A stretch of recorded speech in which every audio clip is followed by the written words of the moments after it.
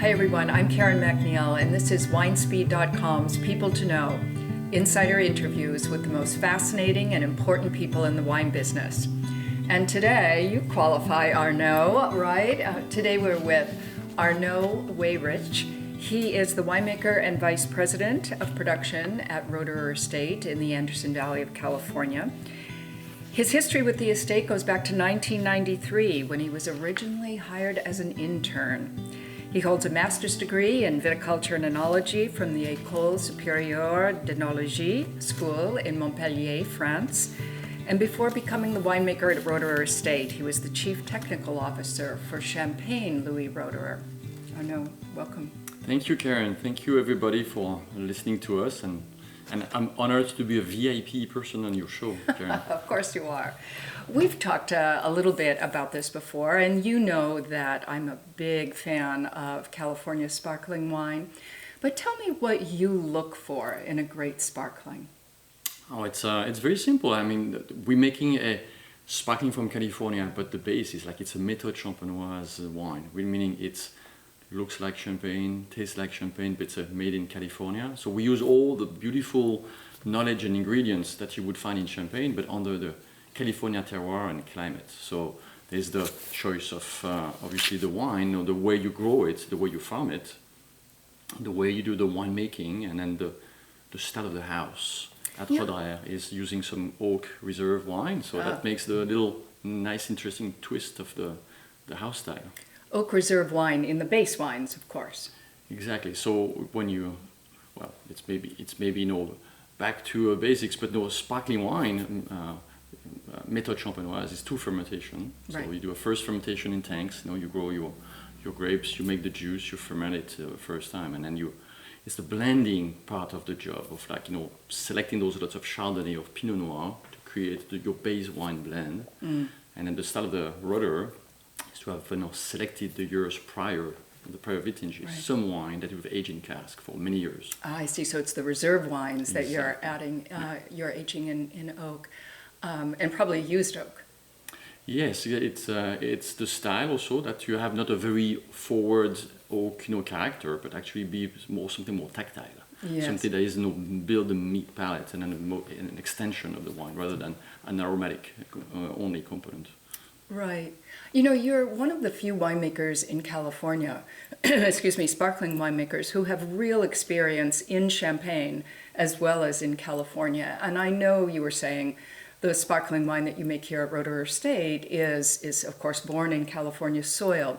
But in terms of flavor, what would you say to a non-technical person about the differences in flavor or body or for that matter texture? Yeah, so it's true that we can't replicate exactly a champagne just because of the soil type. There's no limestone in the Anderson Valley. I don't have any chalk, so that creates already some kind of flavor, profile to the vines, and that doesn't happen. So obviously that is first. Second is the weather.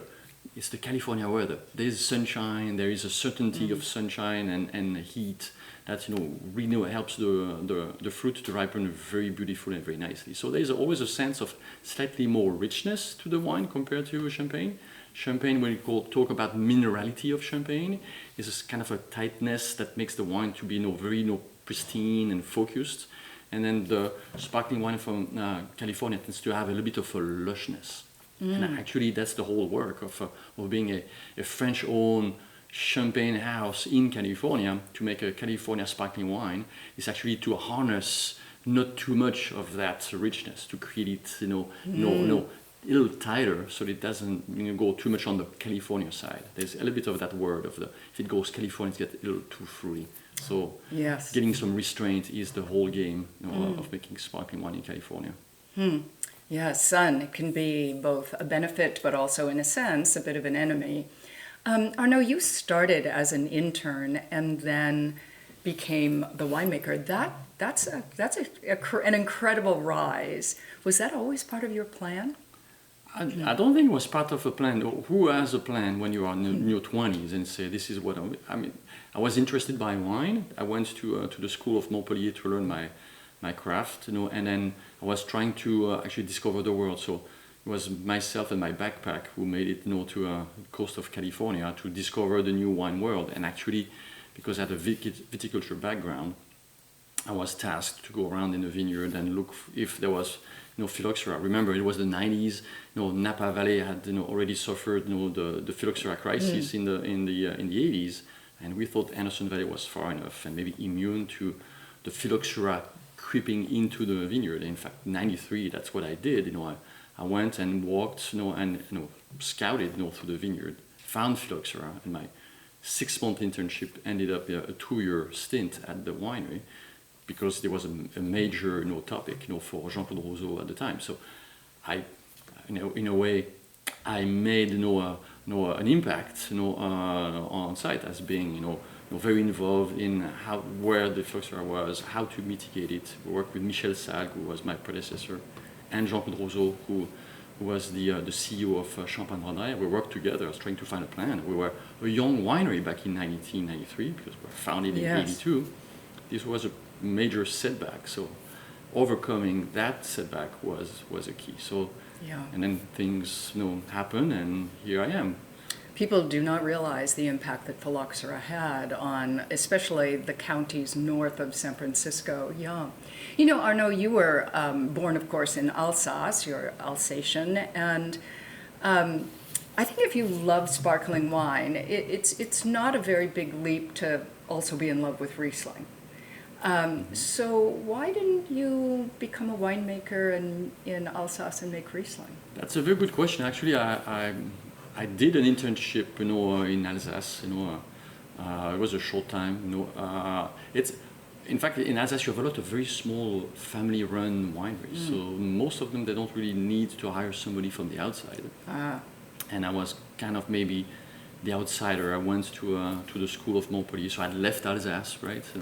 And making it back to Alsace didn't seem easy, and I was trying to discover the world again, as I said. So, finding my way to California and making a sparkling wine, basically took me maybe away from Alsace, but I still enjoy very much the architecture, the food, and the wine of Alsace. This is still home to me. Yeah. Alsace is right out of Grimm's fairy tales. It is so charming, and the food is so delicious. And Riesling, you just, who can not fall in love with Riesling from Alsace? I've heard you say that you think of Roederer Estate, as making grower champagnes. Tell me about that. How do you mean that to be the case? Right. The fact that Champagne-Rodaire has an estate in the Anderson Valley in California was really the dream of a single person. Was Jean-Claude Rousseau. And it was the family, member who was running Champagne-Rodaire back in the 80s. So it was a family decision to come and, to California, discover the new world, and create that estate, in California. It's not the typical, I would say, process in Champagne to own and operate all of your vineyards, but that was his intent and his idea. Coming to California is create something you would be totally in control. So if you're family-owned, you have full control of your vineyards. You craft all your wines. You have your own team, in the vineyard and the winery to craft your wine. You are very much a grower, sparkling wine. And this is why it took me a while, but it was the intent also from the beginning is to create something that would be very specific of the sense of place, the sense of where the Anderson Valley is, and Méthode Champenoise in the grower style. Yeah. I've never thought about it that way, but you're right. It certainly is exactly parallel to what grower champagnes are in France, of course. How has Roederer Estate, you mentioned that it started in the 80s. I remember exactly where I was. I even remember what I was wearing the first moment I tasted Roederer Estate, and I thought, oh wow, a whole new level for California sparkling wine has just begun. But my question to you is, how has it withstood the test of time? It's 40 years old now, Roederer Estate. Yeah, I think like anything, this was we were a startup.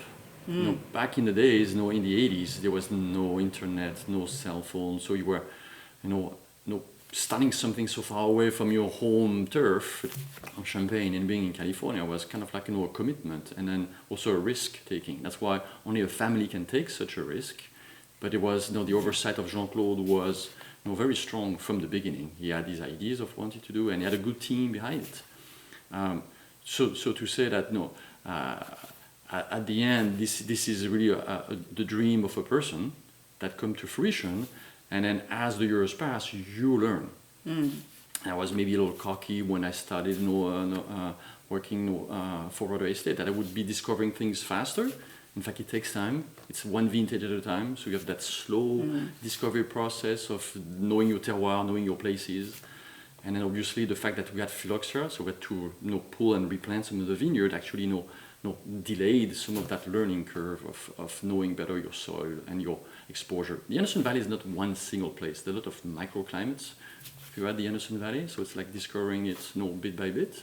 Right. Yeah. So it's like my predecessor said, you're a link in a long chain of people that are gonna make the product what it is. So I'm like one of those links, and there'll be many after me, creating this even better.